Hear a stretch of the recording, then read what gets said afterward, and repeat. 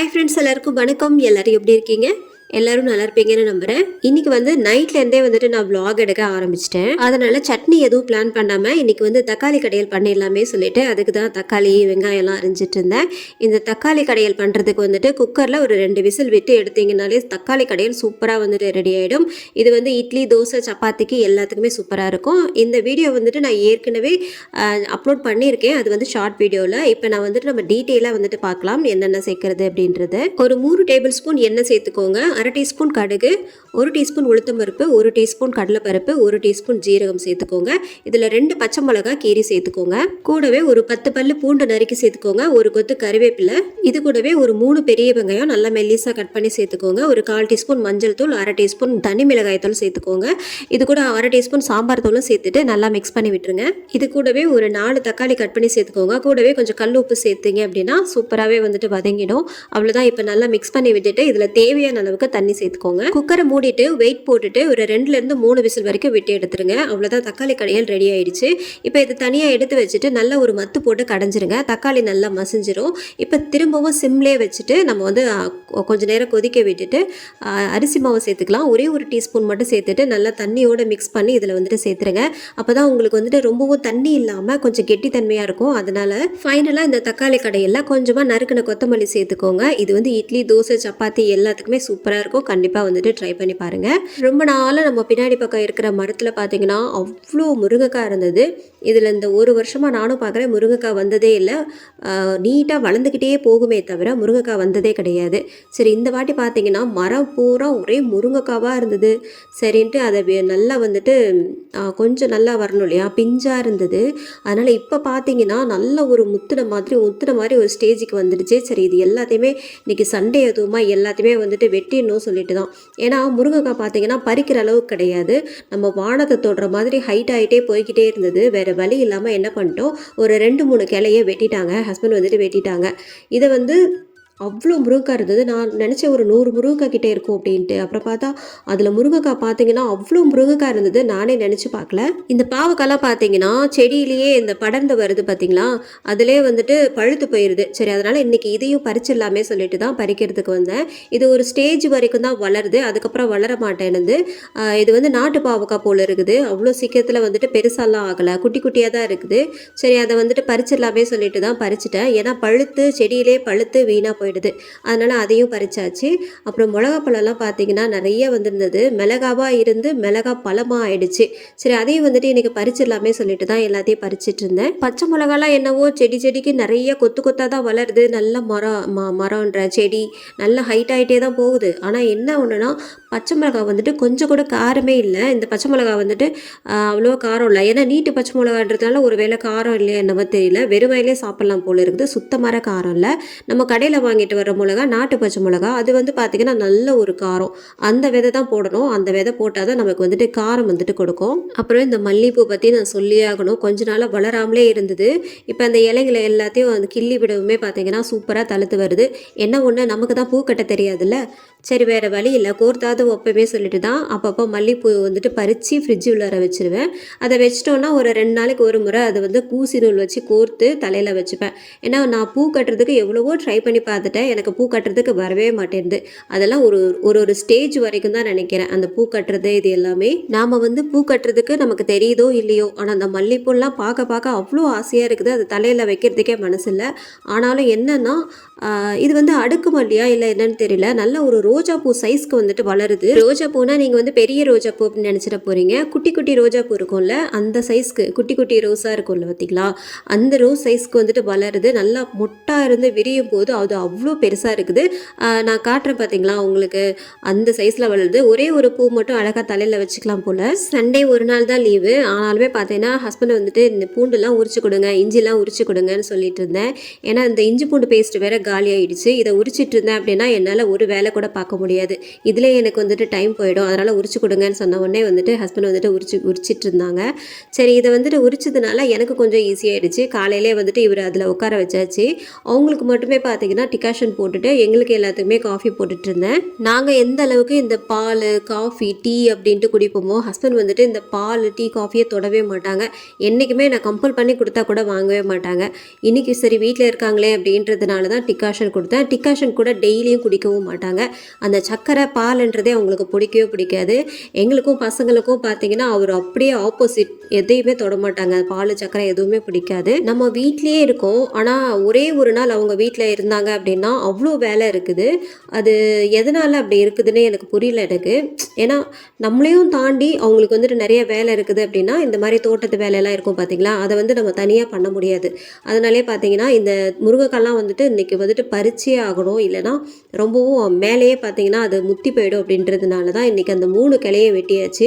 கிளையை வெட்டுறது கூட மனசு இல்லை தான், ஆனால் அது பார்த்திங்கன்னா ஹைட் ஆகிட்டே போச்சு, கீரை கூட பறிக்க முடியாது. அதனால் வேறு வழியே இல்லாமல் வந்துட்டு கிளையும் வெட்டிட்டு எல்லாத்தையும் தூக்கி போட்டாச்சு. ஒரு கிளையிலையும் பார்த்திங்கன்னா அவ்வளோ முருங்கைக்காய், நீங்கள் பார்த்தாலே உங்களுக்கே தெரியும் அவ்வளோ முருங்கைக்காய் இருந்தது. நிறைய பேர் வந்துட்டு சண்டெல்லாம் வர்றப்ப வந்துட்டு என்ன சொல்லுவாங்கன்னா, உனக்கு எண்ணம் போல் தானே வாழ்க்கை கிடைக்கும், நீ இந்த மாதிரிலாம் கெட்ட எண்ணமாக இருக்கிறதுனால தான் உனக்கு இந்த மாதிரி வாழ்க்கை கிடைச்சிருக்கு அப்படின்லாம் வந்துட்டு சொல்லுவாங்க இல்லையா. அந்த மாதிரி நிறைய நான் பார்த்துருக்கேன் நான். இப்போ வந்துட்டு நம்ம ஏதாவது ஒரு விஷயம் நினைக்கிறோம் அப்படின்னாலே அது நல்லதாக தான் நினைக்கணும். நம்ம கெட்டதை நினச்சோம் அப்படின்னா அதுதான் வெளிப்படுத்தும். அது வந்து நான் நிறையவே பார்த்துட்டேன் நான். நம்மளோட உள் மனசு, அதாவது ஆள் மனசு சொல்லுவாங்க இல்லையா, அந்த மனசில் நம்ம என்ன நினைக்கிறோமோ அதுதான் நடக்கும். அதுதான் வந்துட்டு நம்ம வார்த்தையாகவும் வெளியே வரும். இது வந்து நான் நிறையவே பார்த்துட்டேன், நிறைய மனுஷங்கிட்டே பார்த்துட்டேன். அப்போ அவங்க அந்த மாதிரி பேசுகிறாங்க அப்படின்னா அவங்க மனசில் இந்த எண்ணம் தான் இருக்கும் அப்படின்ற மாதிரி தான் எனக்கு வந்துட்டு படுது. இன்னைக்கு சண்டே அப்படின்னா சாட்டர்டே நைட்டே வந்துட்டு ஹஸ்பண்ட் என்ன சொன்னாங்கன்னா, எனக்கு பிரியாணியே பண்ணி கொடுத்துட்டு சிக்கன் பிரியாணி, ஏன்னா சாப்பிட்டு ரொம்ப நாள் ஆயிடுச்சு அப்படின்ற மாதிரி சொன்னாங்க. சரி நமக்கும் வந்துட்டு சிம்பிளாக வேலை முடியும் அப்படின்றதுனால நானும் பிரியாணி செய்கிறதுக்கே ஒத்துக்கிட்டேன்.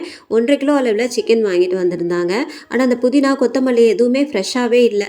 நம்மளே வீட்டில் வச்சு வளர்த்தாலே பார்த்தீங்கன்னா அப்பப்போ ஃப்ரெஷ்ஷாக வந்துட்டு பறிச்சிக்கலாம். அதுக்கு தான் வந்துட்டு நான் ட்ரை பண்ணிகிட்ருக்கேன். நிறைய பின்னாடி பக்கம் பார்த்தீங்கன்னா நமக்கு இடம் இருக்குது இல்லையா, அதில் நிறைய காய்கறிலாம் போடலாம் அப்படின்ற மாதிரி தான் நான் முயற்சி எடுத்துகிட்ருக்கேன். உங்களுக்கு வந்துட்டு கண்டிப்பாக வீடியோவில் போடும்போது, விதையெல்லாம் போடும்போது அது கொஞ்சம் கொஞ்சமாக வளரும் போதும் நான் உங்களுக்கு கண்டிப்பாக வீடியோவில் காட்டுறேன். இந்த தம் பிரியாணி பண்ணுறதுக்கு ஃபஸ்ட்டு வந்துட்டு மிக்ஸி ஜார் எடுத்துக்கோங்க. இதில் வந்துட்டு கொத்தமல்லி, ஒரு கைப்பிடி அளவு கொத்தமல்லி, ஒரு கைப்பிடி அளவு புதினா சேர்த்துட்டு, இதில் ஒரு 5-6 கிராம்பு, 5-6 ஏலக்காய் சேர்த்துக்கோங்க. இதில் ஒரு 2 மராட்டி மூக்கு, 2 துண்டு பட்டை, அவ்வளோதான். கொஞ்சமாக தண்ணி ஊற்றி நல்ல ஒரு ஃபைன் பேஸ்ட்டாக அரைச்சி எடுத்துக்கோங்க. அடுப்பில் பாத்திரம் வச்சுட்டு ஒரே 1 டீஸ்பூன் நெய், அப்புறம் 3 டேபிள் ஸ்பூன் அளவு கடலெண்ணெய் சேர்த்துட்டு, இதில் வந்து நம்ம வந்து வெங்காயம் சேர்த்துக்கலாம். ஒரு 4 பெரிய வெங்காயம் நான் சேர்த்துருக்கேன், நல்லா நீல வாக்கில் கட் பண்ணது. வெங்காயம் நல்லா பொன்னிறமானதும் நம்ம இஞ்சி பூண்டு பேஸ்ட்டு ஒரு 2 டீஸ்பூன் அளவு சேர்த்துக்கலாம். இஞ்சி பூண்டு பேஸ்ட் சேர்க்கும் போது வீடியோ வந்துட்டு எடுக்கல, கட் ஆயிடுச்சு. இதில் வந்து நம்ம அரைச்ச அந்த புதினா கொத்தமல்லி பேஸ்ட் இருக்குல்ல, அதையும் சேர்த்துட்டு நல்லா மிக்ஸ் பண்ணிக்கோங்க. கூடவே 2 பச்சை மிளகாய், தக்காளி வந்து ஒரு 4 தக்காளி கட் பண்ணி சேர்த்துக்கோங்க. தக்காளி நல்லா மசிஞ்சதுக்கு அப்புறமா நம்ம வந்து சிக்கனை வந்துட்டு உள்ள சேர்த்துக்கலாம். சேர்த்துட்டு தேவையான அளவுக்கு உப்பு சேர்த்துட்டு நல்லா இந்த மாதிரி மிக்ஸ் பண்ணி விட்டுக்கோங்க. இது கூடவே நம்ம மசாலாலாம் சேர்த்துடலாம். நான் வந்து பிரியாணி மசாலா ஒரு 3 டேபிள் ஸ்பூன் சேர்த்துருக்கேன். அதுக்கப்புறமா வந்துட்டு இந்த காஷ்மீரி சில்லி பவுடர் கொஞ்சம் கலருக்காக சேர்த்தேன், ஒரு அரை டீஸ்பூன் தான் சேர்த்தேன். உங்களுக்கு வேணும்னா 1 டீஸ்பூன் கூட சேர்த்துக்கலாம். இது வந்து கலருக்காக மட்டும்தான். இதையும் நல்லா மிக்ஸ் பண்ணி கலந்து விட்டுட்டு நம்ம வந்து ஒரு மூடி போட்டு வச்சிடலாம். இப்போ சிக்கன்லேயே பார்த்தீங்கன்னா தண்ணி விடும் நல்லா, நம்ம மூடி போட்டு வச்சதுலேயே இவ்வளோ தண்ணி விட்டுருக்குது. இதையும் வந்துட்டு நல்லா மிக்ஸ் பண்ணிவிட்டு நான் வந்து அரிசியை வந்துட்டு சேர்த்துக்கிறேன். பாஸ்மதி அரிசி வந்து ஒரு 1/4 மணி நேரம் நான் ஊற வச்சு எடுத்து வச்சுருக்கேன். இதை வந்து சேர்த்துக்கலாம். நான் வந்து எப்போவுமே தண்ணி சேர்த்துட்டு தான் அரிசி சேர்ப்பேன். ஆனால் இன்றைக்கி என்னன்னு தெரில, எனக்கு என்ன ஞாபகத்தில் இருந்தேனே தெரில, ஃபஸ்ட்டே வந்துட்டு அரிசி சேர்த்துட்டேன். நான் எப்போவுமே தம் பிரியாணிக்கு அளவு வந்து 1 டம்ளர் அரிசிக்கு 2 டம்ளர் அளவு தண்ணி வைப்பேன். அந்த மாதிரியே நீங்களும் எடுத்துக்கலாம். ஆனால் இன்றைக்கி வந்து அந்த குக்கர்லேயே பார்த்தீங்கன்னா சிக்கனில் தண்ணி விடும் பார்த்தீங்களா, அது வந்து கொஞ்சம் அதிகமாகிடுச்சு. நானும் பார்த்தீங்கன்னா அதை கவனிக்காமல் கொஞ்சம் இதுவாக வச்சுட்டேன். ஆனால் கொஞ்சம் சொதப்பினாலும் கொஞ்சம் லைட்டாக குழஞ்ச மாதிரி தான் இருந்தது. ஆனால் ஆறுனதுக்கப்புறம் பார்த்தீங்கன்னா சூப்பராகவே இருந்தது. இப்போ தம் போடுறதுக்கு அடியில் ஒரு தோசைக்கல் வச்சுட்டு நம்ம மேலே வந்து அந்த பிரியாணி பாத்திரத்தை வச்சு வெயிட்டுக்கு வந்து நான் எப்போவுமே இந்த கல் தான் வைப்பேன். இந்த இடிக்கிற கல் இருக்குல்ல, அது மட்டும் தான் வைப்பேன். ஒரு 15 நிமிஷம் நம்ம அப்படியே விட்டுடலாம். மீஷோவில் இருந்து நான் ட்ரெஸ் ஆர்டர் பண்ணதே கிடையாது ஒரு நாளும். சரி இது பார்த்துக்கிட்டே வந்தேன். இந்த ட்ரெஸ் வந்து சூப்பராக இருந்தது. நல்லா காட்டன் மெட்டீரியல் தான். இது வந்து பார்த்தீங்கன்னா 200 ரூபா என்னவோ சம்திங், எனக்கு சரியாக ஞாபகம் இல்லை.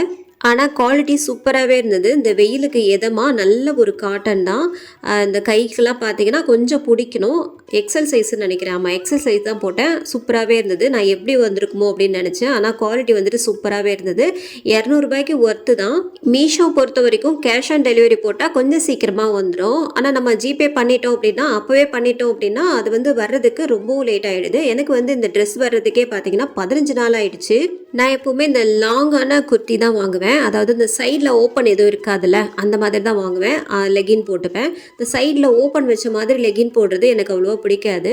அதனால் வந்துட்டு நான் அவ்வளோவா வந்துட்டு போடுறது கிடையாது. இப்போ தான் வீட்டில் இருக்கிறேன் அப்படின்றதுனால சரி போட்டுக்கலாம் அப்படின்ற மாதிரி.